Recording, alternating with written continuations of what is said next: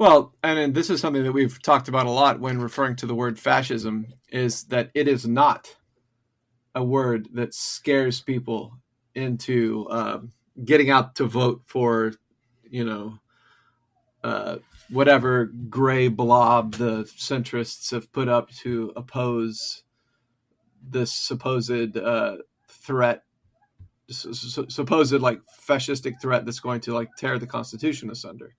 Yeah. Yeah. But anyway, so next paragraph. After the first weeks of Trump's presidency, intellectuals in the U.S. spoke readily and directly of fascism. An administration and constitutional coup has occurred via Doge. Many officials and employees were summarily fired. Individuals were kidnapped, imprisoned, and deported using methods reminiscent of past police practices. Legal procedures were ignored, and Supreme Court rulings were not respected by the administration government. The media were excluded, flooded with lawsuits, and intimidated through legal and financial pressure. Law firms representing critics of the government lost contracts and faced lawsuits. The academic freedom of universities and research institutions is being systematically violated. Politicians are being threatened. The administrative coup is going hand in hand with the political and state crisis, in which no political institutions enforced laws or court rulings, and there were no avenues for those affected to seek judicial review of state actions. Nevertheless, invoking the term fascism conjures a false historical image. Fascism was a self-designation used to define a specific form of violence, mass mobilization, and conception of the state. The left often links this to Marx's theory of Bonapartism.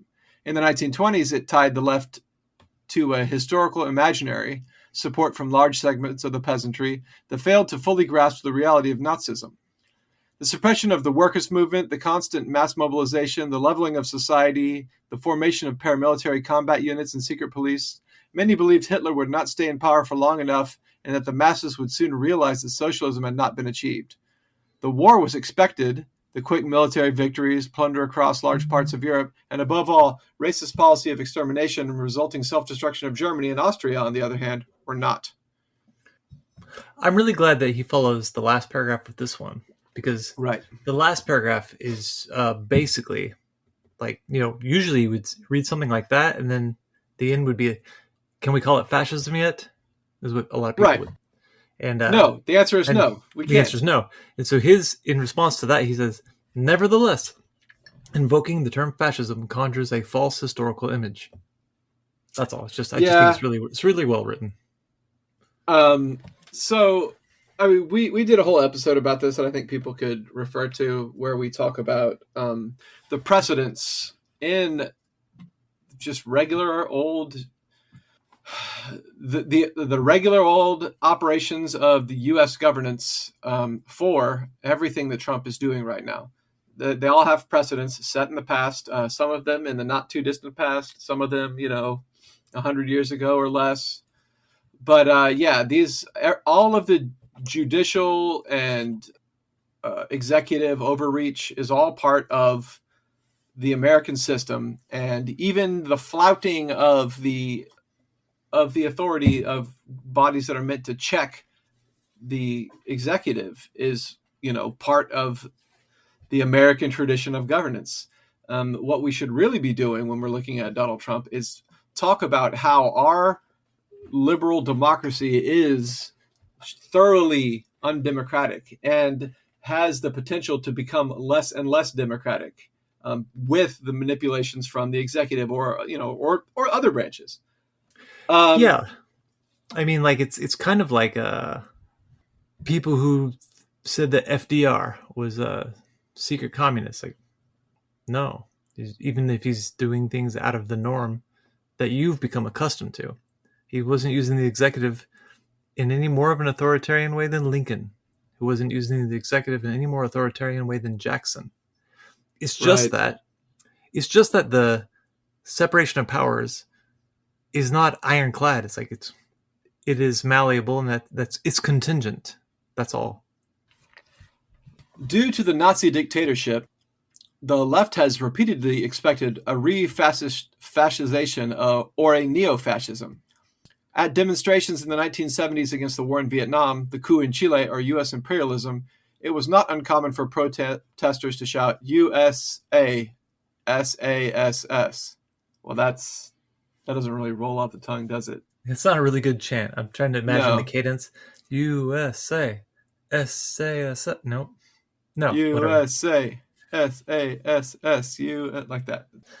Is is that meant to be like Sturmabteilung, or does that mean like Yeah. South Africa? Sturmabteilung. Yeah. And then Schutzstaffel. Yeah. Yeah.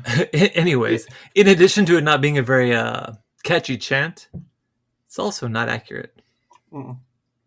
The expansion and militarization of the police and judicial systems in the 1970s, the frequency of right-wing attacks in Italy, or the anti-communist NATO intelligence operations against leftist or non-profit groups were cited as evidence of fascistization and authoritarian tendencies. Although such tendencies did indeed exist, they never developed into a new state of emergency. It is surprising that a fascist dynamic supported by broad swaths of the population should emerge in a country like the U.S., where a democratic constitution has existed for over 200 years, parliamentary democracy has proven relatively stable, and changes in the administration run smoothly. We don't have a parliamentary democracy. No, we whatever. don't. It casts doubt on attempts to explain the success of Nazism in 1920s Germany solely by pointing to weaker democratic institutions, unfamiliarity with democratic practices, and a lack of experience with democratic culture. Long-standing institutions in civil society may not suffice to guard against fascism. In fact, the opposite may be the case. The contradictory ways in which politicians have to participate in democratic institutions can seem hypocritical. Moreover, the fact that they often invoke democratic norms may obscure the fact that authoritarian practices can emerge from both within and outside of democracy. Okay, I would say this, he contradicts himself here by saying that it is surprising that a fascist dynamic is supported by broad swaths of the population in the United States. I don't think it is. I think the people that are supporting Donald Trump's authoritarian overreaches are thinking that he's doing so to save democracy and the republic. Yeah. And that I'll go ahead and give him the benefit of the doubt and say this is a fascist dynamic, which I don't think it is. I think it's an authoritarian dynamic. I think nobody thought that Mussolini was saving the republic. No. They thought that Mussolini was smashing the republic, and that's what they wanted. That's what he was saying. Same with Hitler. Same with Hitler. Yeah. Right, yeah. So the idea that it's surprising that broad swaths of the population should support authoritarianism would really indicate like an unfamiliarity with politics in the United States. Yeah. People in the United States support authoritarian overreach as long as it is directed against people from the other party. Right? Like look at Gavin Newsom right now redistricting California to be less democratic to exclude Republicans in retaliation for in response to Texas redistricting to exclude Democratic seats. It's Californians, and I'd say about 99.99999% repeating of Democrats are totally in favor of anti-democratic practices as long as it's targeting people that they don't like, right? Like everyone was fine with a Patriot Act as long as it was, quote, keeping people safe and protecting the republic. Democrats and Republicans keep voting every time it comes up for renewal to renew the Patriot Act. And with the January 7th or the 9th, January 9th, the Capitol riots. January 6th. 6th. Yeah, I can never remember when that fucking date was. The riots on the Capitol. You remember all the Democrats who wanted the FBI to start arresting people who supported it online and were calling for kids and nephews and nieces to rat out their parents so the FBI could come arrest them? Yeah. That's a dynamic that exists in our country and always has. And if you go all the way back to, we've got Alien and Sedition Acts where people that were American citizens were deported out of the country for criticizing the government.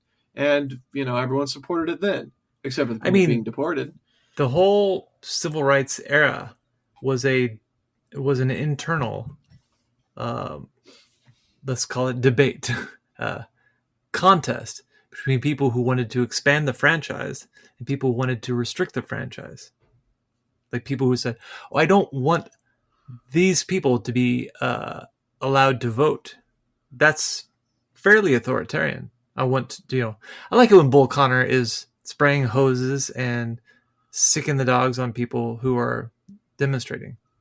I like when the police are being used to beat the heads of people who are trying to exercise their rights, which are guaranteed by the Constitution. Right. And look at how there's broad popular support for authoritarian measures and environments, right, all the time, just not across the board on every issue. Look how historically how authoritarian Democrats have, or not Democrats, like liberals in general, I mean, have been about prosecuting people who don't support Israel. If not prosecuting them, then using extra governmental methods to suppress this speech. And that pretty much goes for everything. You remember how like liberals calling for people like whoever was running Twitter at the time, the Twitter and then Zuckerberg and whoever else, to crack down on people who were refusing to recognize the liberal hegemony in the cultural sphere, basically, Yeah. And also, like, in every case, on either version of this, whether it's Republicans or Democrats, the level of authoritarianism is just not, we have to have a much more precise metric for fascism than just whether or not you are allowed to do stuff. Right. Otherwise, it's just the word doesn't mean anything and we should stop using it. Yeah. Either way, we should stop using it as much. Okay, let's see. Moving on. Fascist developments are not primarily dependent upon public opinion or attitudes. Based on their personal experience, the representatives of critical theory argued in the 1940s that anti-Semitism was more widespread in Americans than it had been in Germany before 1933, which I think that's probably correct. Yeah. This was important to critical theory's sociology of domination. Majority opinion alone cannot predict political developments. What matters is what the ruling class powers want. With economic pressure, threats, violence, propaganda, and lies, they create an atmosphere of obedience and conformity that compels people to join and integrate into the authoritarian collective. Opinion polling supports this claim.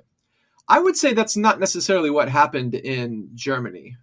I think in Germany, a mass movement that pushed latent anti-Semitism and authoritarian tendencies that Germans had into the frenzy that it became.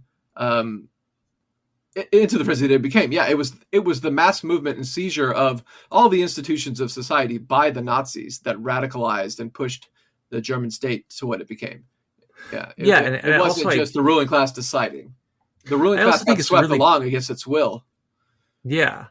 I also think it's really critical. Maybe a slight one. Yeah, okay.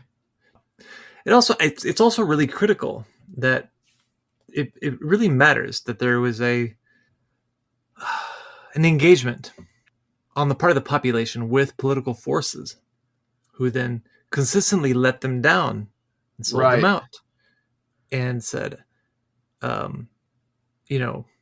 we have to pay the war debt. And so social democrats become Nazis.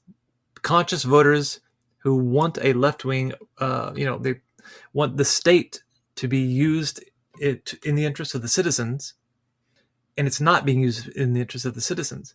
And then these guys are saying they're going to do that. So, yeah, why not? I may as well. That factor is a critical one. That's all. All right. So basing off the idea that opinion polling supports his claim that he just made, he says, "For this reason, my deliberations proceed in a different direction. We are not dealing with genuinely new phenomena, nor with historical repetitions. Authoritarian political patterns and practices of domination represent a long-term tendency. In essence, they belong to the capitalist mode of production and the formative process of civil society. At the same time, I pursue one of Marx's deliberations, formulated in the third volume of Capital, even further.